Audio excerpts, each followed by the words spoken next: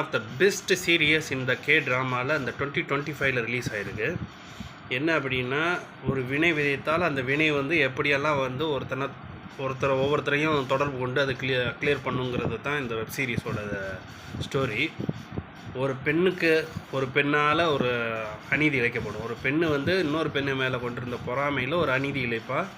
அந்த அநீதிக்கு துணை போன ஆண்கள் மற்றும் அவர்களை சார்ந்தவர்கள் இவங்க எல்லாத்துக்கும் என்ன நடக்குது அப்படி சொல்லி ஒரு கனெக்டிவிட்டியாக ஒரு மொத்த ஒரு 6 எபிசோடு இருக்குது. ஒரு 5 மணி நேரம் எபிசோடு ரொம்ப பிரமாதமாக எடுத்துருக்குறாங்க.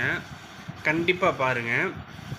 இது ஏறக்குறைய வந்து எல்லார் வாழ்க்கையிலையும் நடந்துக்கிட்டே தான் இருக்குது.